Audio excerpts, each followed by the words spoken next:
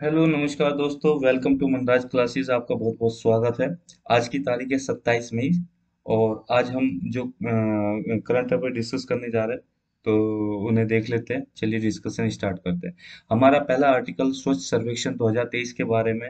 देखिए क्यों न्यूज में आया। अभी क्या हुआ है कि ministry of housing and urban affairs ने इसको लॉन्च किया है कि कौन सा एडिशन, 8वां एडिशन की, जिसका नाम रखा गया स्वच्छ सर्वेक्षण 2023। किसके अंडर लॉन्च किया गया? स्वच्छ भारत मिशन 2.0 के अंदर। स्वच्छ भारत मिशन 2.0 के बारे में अभी हम डिस्कस करेंगे। ठीक है। अभी इसका काम क्या है? देखिए इसका एम क्या है कि स्वच्छता को मेंटेन करना है, इनके वेस्ट को मैनेज करना। जो वेस्ट क्रिएट होता है घरों से, जहाँ से भी क्रिएट होता है, उसको मैनेज करना। इसके तीन प्रिंसिपल है। पहला प्रिंसिपल है इसका रिड्यूस करो, दूसरा प्रिंसिपल है रिसाइकिल करो, तीसरा है आपका रीयूज। यानी कि प्रिंसिपल ऑफ 3R, यानी कि 3Rs मतलब रिड्यूस, रिसाइकिल, रीयूज। जो आपका वेस्ट क्रिएट होता है उसको आपको कम से कम क्रिएट करना है, उसे रिड्यूस करो। और दोबारा से जो भी आपका क्रिएट हुआ है उसे रिसाइकिल करो, रिसाइकिल करने के बाद उसे रीयूज करो। ठीक है। स्वच्छ सर्वेक्षण मिशन 2023 के बारे में हम जान लेते हैं। जो SS2 2023 है, उसका क्या है कि जो इसका फर्स्ट फेज था, यानी कि स्वच्छ सर्वेक्षण मिशन 2 जो क्या नाम, सॉरी, जो स्वच्छ सर्वेक्षण ये है, मिशन है 2016 में लॉन्च किया गया था। इसका मेन एम है कि कंपटीशन की स्पिरिट क्रिएट करना डिफरेंट डिफरेंट स्टेट के बीच में। और इसका एक ये है कि जो अर्बन सैनिटेशन का स्टेटस है, इसको इम्प्रूव करना। कि अर्बन जगहों में, क्योंकि जो अर्बन एरियाज है, हमारे अर्बन सिटीज है, उसमें आपका सैनिटेशन के स्टेटस को इम्प्रूव करना। ठीक है। ये बताया जाता है कि कई साल से, जो जब 2016 में जब इसे लॉन्च किया गया था, तो उस टाइम से लेकर अभी तक इसने इतना इम्प्रूवमेंट किया है कि बहुत ज़्यादा है। तो इसलिए वर्ल्ड का लार्जेस्ट अर्बन सैनिटेशन सर्वे बताया जाता है। ठीक है। आगे बढ़ते हैं। अगला जो इसके बारे में बताया जाता है कि एक सेकंड। हाँ, सॉरी। हाँ, ठीक है। तो जो SS2 2023 है, इसमें क्या वेटेज दिया गया है? सोर्स सेग्रीगेशन को। वेस्ट को सोर्स, जहाँ से वेस्ट क्रिएट होता है उसको सेग्रीगेट करना है। सेग्रीगेट करना मतलब ये बोल दीजिए आप कि जैसे कि आपने वेस्ट क्रिएट किया। एक सेकंड, मैं इसके थोड़े से वो ले लेता हूँ, कलर चेंज कर लेता हूँ।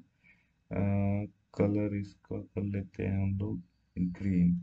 ठीक है। अब जो आपने वेस्ट क्रिएट किया, वेस्ट मान लो क्रिएट कर दिया, वेस्ट को आपने क्रिएट कर दिया, और वेस्ट को कई पार्ट में डिवाइड कर लीजिए। एक तो जैसे आपका ड्राई, एक आपका सॉलिड, सॉरी, अरे क्या हो रहा है, जैसे कि सॉलिड, सॉलिड हो गया। ठीक है। और आपका लिक्विड हो गया। इस तरह से आप ड्राई है, वेट है, इस बेसिस पर आप इसे सेग्रीगेशन कर लो इसका, वेस्ट का। तो वेस्ट का जब सेग्रीगेशन हो जाएगा, तो उसे डिकम्पोज करना, उसे हैंडल करना बहुत आसान हो जाएगा। तो वेस्ट की प्रोसेसिंग आप बढ़ा सकते हो, उसकी कैपेसिटी बढ़ा सकते हो, क्योंकि आपने जब सेग्रीगेट कर लिया उसे, तो आसानी से उसे हैंडल किया जा सके, उसका लॉजिस्टिक किया जा सकता है। ठीक है। अब इससे फिर हमें वेस्ट का रिडक्शन करना है, उसे सही साइट पर ले जाकर उसे डंप करना है। ठीक है। इसमें क्या और ज़्यादा वेटेज दिया गया है किस चीज़ पे? कि जो आपका प्लास्टिक है, प्लास्टिक के फेज रिडक्शन पे ज़्यादा वेटेज दिया गया है, ज़्यादा फोकस किया गया है। और जो वेस्ट है, वेस्ट जहाँ पे पड़ा हुआ है, उस जगह को आपको एक तरह से पार्क में चेंज कर देना, वंडर पार्क बना देना, यानी कि जीरो वेस्ट इवेंट क्रिएट करनी है एक तरह की, यानी कि वेस्ट जीरो क्रिएट हो इस तरह से। यहाँ पे आप देख भी रहोगे इस फिगर में। इस फिगर में ये आपको दिखाया गया कि स्वच्छ सर्वेक्षण 2023 में कि ये है कि येलो स्पॉट्स, येलो स्पॉट्स से मतलब जहाँ पर आदमी टॉयलेट करता है ओपन में, वहाँ पे येलो स्पॉट्स क्रिएट हो जाते हैं। तो उसको आपको जीरो करना है। और आपके दिव्यांग फ्रेंडली टॉयलेट्स बनाने हैं। ठीक है। क्लीनिंग ये है कि बैकलिन जो आपकी, जैसे कोई घर है, घर के, ये घर का आपका मेन गेट है, और घर के पीछे की जो लेन होती है, बैक लेन होती है, कई बार हम घर के पीछे कूड़ा फेंक देते हैं, तो उनको क्लीन करना है, यानी क्लीनिंग ऑफ बैक लेन। और स्वच्छ वार्ड रैंकिंग, और जो आपके वार्ड्स है, जैसे कि एक डिस्ट्रिक्ट में कई सारे वार्ड होते हैं, तो उसमें जो वार्ड है उनको रैंकिंग देनी है स्वच्छता के बेसिस पर। ठीक है। ये हमारा इसके बारे में बताया गया। ठीक है। अब रैंकिंग, जैसे हमने अभी डिस्कस किया कि वो आपको रैंकिंग करनी है। ये रहा रैंकिंग ऑफ द वार्ड। ठीक है। इसके अंदर एक रहा। ठीक है। येलो स्पॉट्स, जो आपका यूरिनेशन होता है, ओपन यूरिनेशन होता है, उस पे इस तरह से इसको एक्सेस करना होगा। ठीक है। ओपन स्पीटिंग, जहाँ पे आदमी में थूक देता है, पान खा के थूक देता है, तो इस तरह के एरियाज को, जो एरियाज होंगे, उन्हें आप हमें आइडेंटिफाई करके उनकी क्लीनिंग करने के लिए ये काम करना होगा। ठीक है, अब इसका यही है जैसे कि अभी बैकलाइन के बारे में बताया। ठीक है, तो अब स्वच्छ सर्वेक्षण स्वच्छ भारत मिशन 2.0 के बारे में हम जान ले। स्वच्छ भारत मिशन 2.0 ये देखिए बजट में भी बोला गया था, 2021-2022 का जो बजट पेश किया गया था उसमें भी बोला गया था। ठीक है, ये क्या है, कंटिन्यूएशन है स्वच्छ भारत मिशन 1.0 का। ठीक है, जो स्वच्छ भारत मिशन 1.0 था, अर्बन 1.0 था, उसका ही कंटिन्यूएशन है स्वच्छ भारत मिशन 2.0। स्वच्छ भारत मिशन अर्बन 2.0 उसका ही कंटिन्यूएशन है। ठीक है, अब इसमें ये एक ओपन डेफिकेशन फ्री बनाना है। इसमें इस चीज़ पे ज़्यादा फोकस किया गया क्योंकि जो कुछ अभी भी लोग हैं कि गाँव में जैसे रहते हैं तो खेतों में जाते हैं शौच आदि करने के लिए। तो इससे क्या है कि एनवायरनमेंट तो पोल्यूट होता ही है, और इससे एक आपका कल्चर जो है वो कहीं ना कहीं थोड़ा सा एक टेंटेड रहता है। तो इसलिए इसको ओपन डेफिकेशन फ्री बनाने के लिए इस चीज़ पे ये लॉन्च किया गया। तो इसको कब लॉन्च किया गया था? 2 अक्टूबर 2014 को लॉन्च किया गया था। और इसकी जो वो है क्या नाम, किस साल कितने टाइम के लिए था ये? अक्टूबर 2019 तक ये चला पहली फेज, फिर 2019 में ये दूसरी फेज लॉन्च होगी। इसमें हमने क्या किया, अचीव करना था साइंटिफिक तरीके से सॉलिड वेस्ट को मैनेज करना था। ठीक है, आगे बढ़ते हैं। इसका इम्प्लीमेंटेशन, ठीक है, जैसे हमने डिस्कस कर ही लिया कि 5 अब जो ये स्वच्छ भारत मिशन 2.0 है। ठीक है, इसका 5 साल के लिए इम्प्लीमेंटेशन होगा, 2021 से 2026 के लिए होगा। इसके लिए इतनी राशि अलॉट की गई है, 1.41 लाख करोड़ अलॉट की गई। और सर्कुलर इकोनॉमी पे ज़्यादा फोकस किया गया। सर्कुलर इकोनॉमी यानी कोई चीज़ क्रिएट हुई, उसको रिसाइकिल किया, रीयूज, फिर रीयूज किया, यानी कि सर्कल। ठीक है, सर्कुलर इकोनॉमी पे ज़्यादा फोकस किया गया। ठीक है, यानी कि आपका वेस्ट से वेल्थ में क्रिएट करना है। यानी कि कोई चीज़ आप खरीद के लाते हो, जैसे कि आपने कोई चीज़ खरीदी, जैसे कोई कपड़ा खरीदा। अब कपड़ा आपने यूज किया, यूज करके वो वेस्ट हो गया, उसे अब आप फेंक देंगे। तो उसे फेंकने की बजाय आप उसे रिसाइकिल करो, रिसाइकिल करके दोबारा से किसी और चीज़ में यूज में ला सकते हो। ठीक है, इसका एम यही है कि जो आपका सिंगल प्लास्टिक यूज है उसका रिडक्शन करना है। उसको आपको एक तरह से मिनिमम लेवल पे लेके आना है और ख़त्म करना है। ऐसे हमें चीज़ें वो करनी होगी, मतलब प्रोड्यूस करनी होगी, जिससे कि आपका सिंगल यूज प्लास्टिक का यूज़ कम हो जाए। एयर पोल्यूशन को रिड्यूस करना है, एयर पोल्यूशन को कम करना है, वेस्ट का मैनेजमेंट अच्छी तरीके से करना है। ऐसी हमें एक्टिविटीज करनी होगी जिससे कि उनका वेस्ट का क्रिएशन का डिमोलिशन किया जाए, बायो रिमिडिशन, यानी कि इस तरह से उसका डिकम्पोजिशन हो के बायो बायो केमिकल मैकेनिज्म से कि आपका जो वेस्ट क्रिएट होता है उसका आपका डिकम्पोजिशन किया जा सके। और कहाँ पर? डंप साइट पर। ठीक है, इसमें यही सब चीज़ें बोली गई है। अगला मिशन के क्या नाम, आउटकम के बारे में बात करते हैं कि स्टेचुरी टाउन जो है, जितने भी स्टेचुरी टाउन है उन्हें ओडीएफ प्लस का सर्टिफिकेट दिया जाएगा। क्या ओडीएफ प्लस का सर्टिफिकेट किस में दिया जाता है, दिया गया है सॉरी, कि किस में दिया जाता है? कि जिसमें किसी टॉयलेट में पानी की सुविधा होनी चाहिए, उसका टाइम टू टाइम मेंटेनेंस होता रहना चाहिए, और हाइजीन पे फोकस किया हुआ है। यानी कि इसमें हाइजीन जो है एक चीज़ एक्स्ट्रा और ऐड कर दी गई है। ओडीएफ में सिर्फ ये 3 चीज़ें थी कि आपका एक तो टॉयलेट बना होना चाहिए घर में, उसमें पानी की सुविधा होनी चाहिए, और उसका मेंटेनेंस होता है। तो इसमें ये चीज़ें थी, पर उसमें हाइजीन भी बहुत ज़रूरी है, तो इसलिए ओडीएफ प्लस। और फिर इसमें क्या गया, स्टेच्यू टाइम जिनकी जनसंख्या 1 लाख से कम है उन्हें ओडीएफ प्लस प्लस का सर्टिफिकेट दिया गया है। इसमें क्या फोकस किया गया है, स्लज जो क्रिएट होती है उन्हें आपका मैनेजमेंट मतलब मैनेज करना है। जो स्लज क्रिएट होती है आपकी सेप्टिक टैंक में, मैनेज करना है उसको। ठीक है, अब इसमें ये बोला गया जो 50% जितने भी स्टेच्यू टाउन है जिनकी जनसंख्या 1 लाख से कम है उन्हें वाटर प्लस सर्टिफाइड किया गया है। वाटर प्लस सर्टिफाइड का मतलब है कि उनमें टॉयलेट में पानी है, वो उन्हें सही तरह से ट्रीट किया जा रहा है, फिर उस पानी को रीयूज किया जा रहा है। ठीक है, जो भी आपका वहां से पानी निकलता है। और जितने अगले पॉइंट में बोला गया जितने भी स्टेच्यू टाउन है उन्हें 3 स्टार गार्बेज फ्री रेटेड दी गई है। ठीक है, और बायो रिमिडिएशन पर बहुत ज्यादा फोकस किया गया। ठीक है, अगला आर्टिकल हमारा प्रधानमंत्री जन आरोग्य योजना के बारे में। प्रधानमंत्री जन आरोग्य योजना, देखिए इसका क्या आपका थीम है कि बीमार न रहेगा अब लाचार, बीमारी का होगा मुफ्त उपचार। ठीक है, इसके बारे में अब हम यहाँ पे जानेंगे। इसके बारे में क्या, देखिए ये न्यूज में इसलिए आया है क्योंकि ऐसे तो ये लॉन्च तो बहुत पहले हुई थी, ठीक है, मगर ये न्यूज में इसलिए आया है क्योंकि जो हमारी न्यू दिल्ली म्यूनिसिपल काउंसिल है उसने इसको इम्प्लीमेंट करने के लिए अप्रूवल दे दिया है। किसको इम्प्लीमेंट करने के लिए? जो कि आपकी ये आयुष्मान भारत प्रधानमंत्री जन आरोग्य योजना है, ये अपनी रेजिडेंशियल एरिया में इसको दिल्ली में इम्प्लीमेंट करने के लिए अप्रूवल मिल चुका है दिल्ली गवर्नमेंट से। अब ये आयुष्मान भारत जो है, क्योंकि हम जानते हैं कि फ्लैगशिप स्कीम है गवर्नमेंट ऑफ इंडिया की, इसे लॉन्च किया गया था किसके अंडर, नेशनल हेल्थ पॉलिसी 2017 के अंदर लॉन्च किया गया था। क्या हमारा विजन था कि हमें यूनिवर्सल हेल्थ कवरेज को अचीव करना है। इसके दो कंपोनेंट थे, हेल्थ एंड वेलनेस सेंटर और प्रधानमंत्री जन आरोग्य योजना, जो कि अब हम इसके बारे में पढ़ ही रहे हैं, प्रधानमंत्री जन आरोग्य योजना। प्रधानमंत्री जन आरोग्य योजना, जो आयुष्मान भारत प्रधानमंत्री जन आरोग्य योजना, इसके बारे में थोड़ा सा हम जानते हैं। ठीक है, इसके बारे में क्या है कि वर्ल्ड का लार्जेस्ट हेल्थ इंश्योरेंस आपका स्कीम है। ठीक है, जो गवर्नमेंट ऑफ इंडिया ने चलाया था, इसे 2018 में लॉन्च किया गया था। इसमें क्या किया है, हर एक पर फैमिली को 5 लाख रुपए का एक हेल्थ इंश्योरेंस, जिसमें सेकेंडरी और टर्सरी केयर है। सेकेंडरी केयर में क्या होता है, सुपर स्पेशलिटी जो आपका ट्रीटमेंट होता है वो इन्वॉल्व नहीं होता, जबकि टर्सरी केयर में सुपर स्पेशलिटी ट्रीटमेंट इन्वॉल्व होता है, जैसे कि आपका सर्जरी होगी, मेडिकल हो गया, और बड़े बड़ी बीमारियों का इलाज होगा, इस तरह का। तो ये कैशलेस और आपकी पेपरलेस सर्विस होगी। ठीक है, इसमें इसके क्या क्या कवर करेगा, सर्जरी कवर करेगा, मेडिकल ट्रीटमेंट, और जो आपका डे केयर ट्रीटमेंट उसकी मेडिसिन की कॉस्ट, और आपका प्री एडमिशन, और क्या नाम, और आफ्टर एडमिशन, यानी कि हॉस्पिटल में एडमिट होने से पहले और आपका हॉस्पिटल में एडमिट होने के 15 दिन बाद के ट्रीटमेंट का ये खर्चा जो है उठाएगा।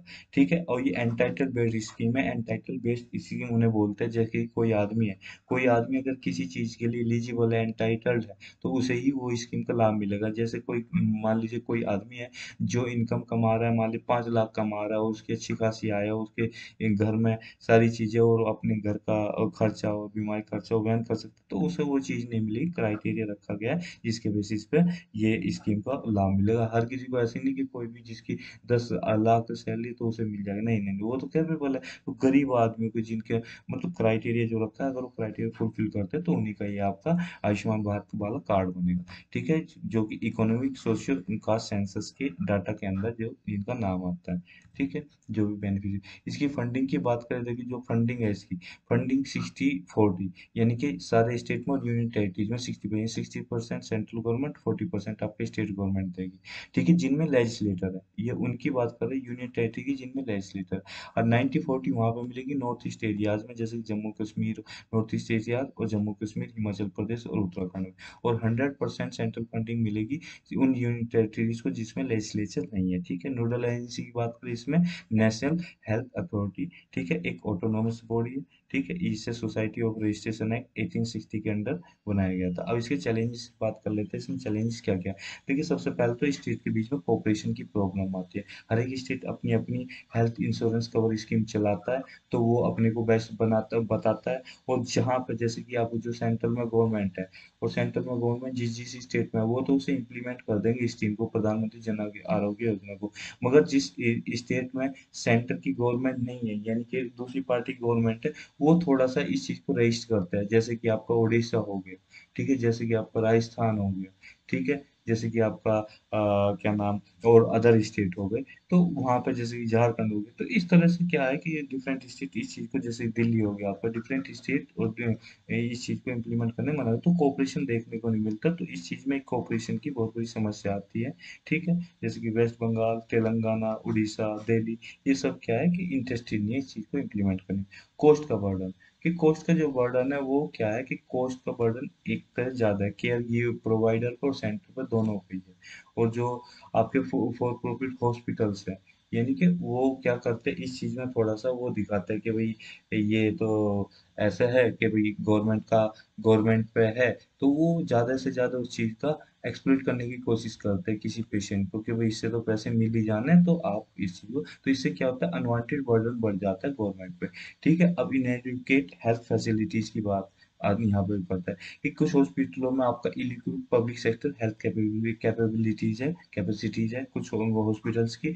अब कोई भी हॉस्पिटल, कोई भी पेशेंट वहाँ पे जाएगा ट्रीटमेंट कराना है, वहाँ पे वो चीज़ है नहीं, मान ली किसी को भगवान ना करे कैंसर है, ठीक है, और वो किसी उसमें जाता है जहाँ पे प्रधानमंत्री जन आरोग्य योजना की मतलब फैसिलिटी प्रोवाइड की जाती है हॉस्पिटल में, वहाँ पे वो स्कीम है ही नहीं, और वो दूसरे हॉस्पिटल में जाता है किसी प्राइवेट में जहाँ पर ये चीज स्कीम ना चलती, तो इस चीज़ की भी इनकम्पेटिबिलिटी की भी एक वो इशू इशू आता है, ठीक है। और अननेसेसरी ट्रीटमेंट, तो जैसे कि मैंने अभी ऊपर यहाँ पे बताया था कि हॉस्पिटल्स में क्या होता है कि अननेसेसरी ट्रीटमेंट बहुत किया जाता है, जिससे कि बिना मतलब का पैसा ऐंठना शुरू कर दिया जाता है, ठीक है। अगला हमारा आर्टिकल इंटरनेशनल बुकर प्राइज के बारे में। देखिए इसमें क्या हुआ है कि आपकी राइटर जो है गीतांजलि श्री है, और एक है आपके क्या नाम डेजी रॉकवेल। तो डेजी रॉकवेल ये दो आदमी हैं। एक थी एक बुक लिखी रेत समाधि। रेत तो आप जानते हो, रेत को इंग्लिश में बोलते हैं सैंड, और समाधि आपकी होती है टॉम, इंग्लिश में आप जानते हो। तो रेत समाधि ये लिखी है बुक आपकी गीतांजलि श्री ने। इसी के बेसिस पे इनको मिला इंटरनेशनल बुकर प्राइज। अब ये तो इन्होंने अपनी लैंग्वेज में लिखी है, मगर इंटरनेशनल बुकर प्राइज तो मिलेगा ही नहीं इंग्लिश में, तो इसे ट्रांसलेट करना पड़ेगा। ट्रांसलेट किसने किया? इस बुक को जो आपकी टॉम सैंड है, इसे ट्रांसलेट किया है डेजी रॉकवेल ने। तो इन दो इन्हें मतलब क्या नाम, जो आपकी गीतांजलि श्री है, इन्हें इंटरनेशनल बुकर प्राइज मिला है इसी वजह से, ठीक है। तो ये कहते हैं कि फर्स्ट, ये क्योंकि जो टॉम ऑफ सैंड है, ये पहली बुक बन गई है जो अपनी इंडियन लैंग्वेज में लिखी है, जिसे इंटरनेशनल बुकर प्राइज अवार्ड मिला है। इसमें ये इस किस स्टोरी के बारे में देखिए, एक 80 साल की एक औरत है जो कि बहुत डिप्रेस्ड है। किस वजह से? पार्टीशन की वजह से, क्योंकि पार्टीशन के टाइम में उसके पति की मौत हो गई थी।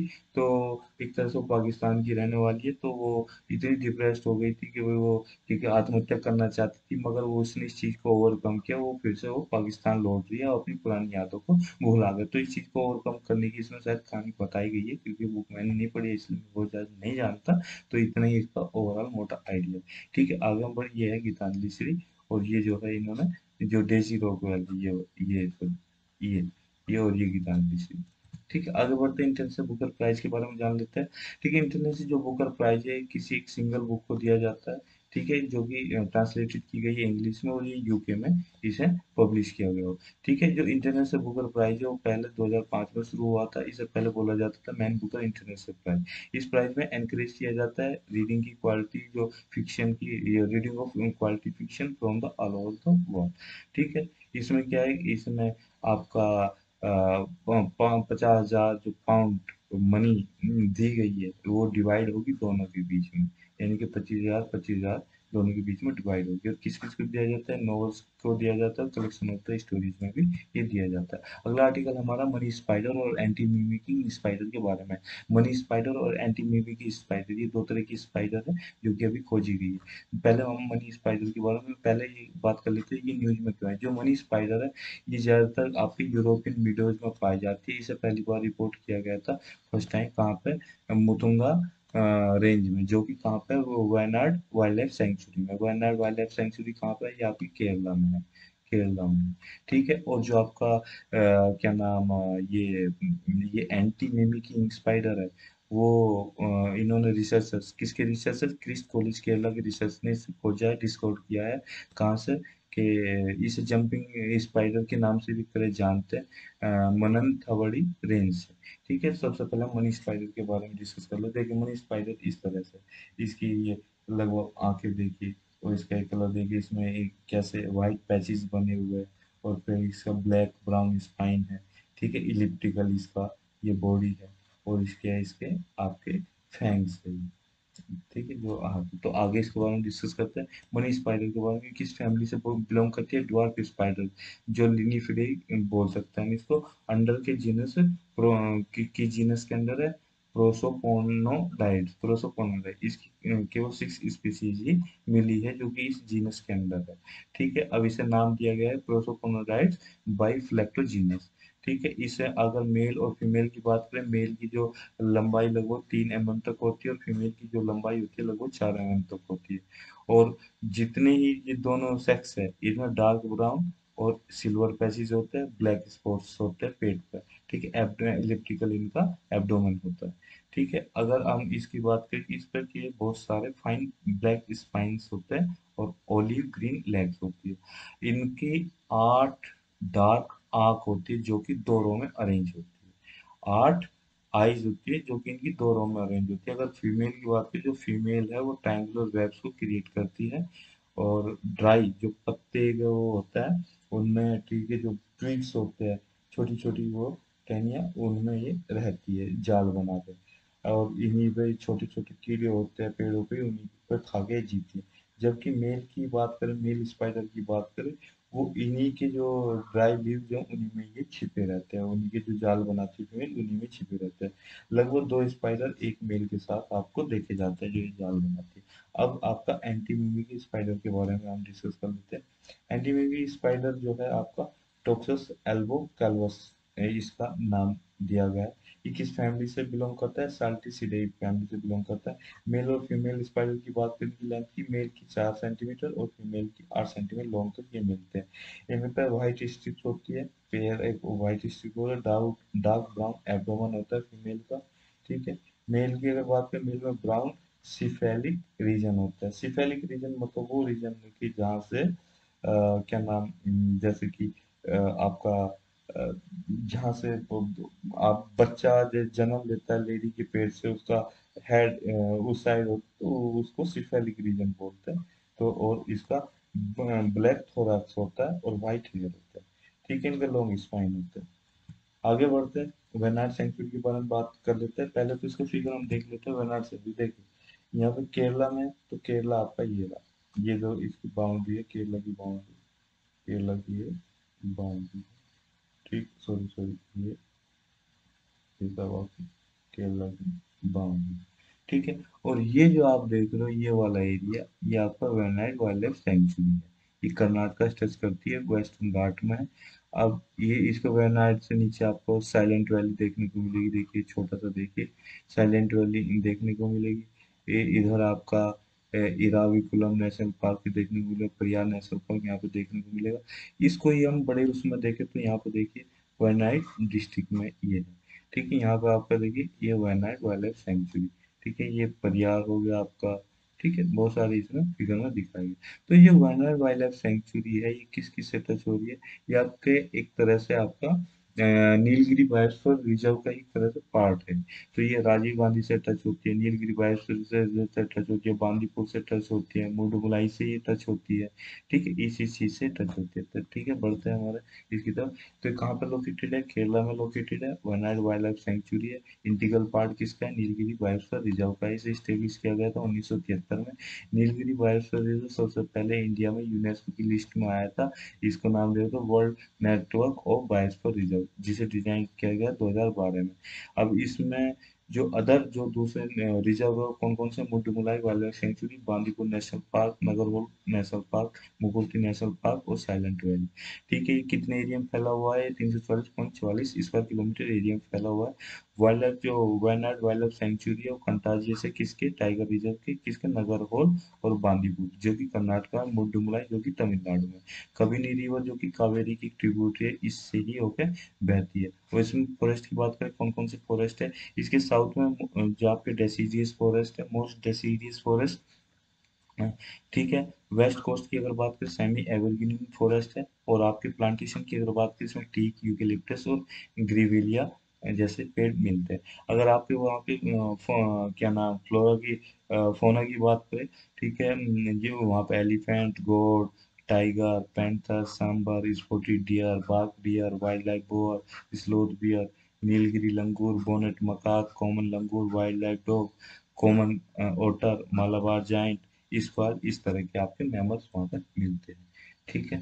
आगे अगला हमारा आर्टिकल है पूरी हेरिटेज कॉरिडोर के बारे में। क्यों न्यूज में आया? ये बहुत पहले ही 2016 में इसको एक तरह से कंसीव किया गया था, मगर अभी उड़ीसा गवर्नमेंट ने इसके परिसर को, जो इसका कैंपस है, इसकी बाउंड्री को और इसकी आउटसाइड का जो एरिया है, आसपास का एरिया, उसको डेवलप करने के लिए, यानी कि रिडेवलप करने की कोशिश करने की, मतलब ये बोला है कि हम इसे रिडेवलप करेंगे, कॉरिडोर बनाएंगे इसके चारों तरफ। मान लीजिए इसके चारों तरफ जैसे आप फिगर में देख रहे होंगे, इसको आसपास के एरिया को डेवलप करेंगे अच्छी तरह से।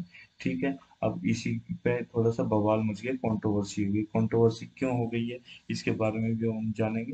पहले इसके प्रोजेक्ट के बारे में जान लेते हैं कि एक रीडेवलपमेंट प्रोजेक्ट है किसका? उड़ीसा गवर्नमेंट का, जो कि क्रिएट क्या करना चाह रही है कि इंटरनेशनल हेरिटेज साइट क्रिएट करना चाह रही है, जिसमें जगन्नाथ टेम्पल को भी इंक्लूड किया गया था। और इसको जो कॉरिडोर प्रोजेक्ट है, इसको कब कंसीव किया गया? 2016 में इसको पहली बार लॉन्च किया गया था।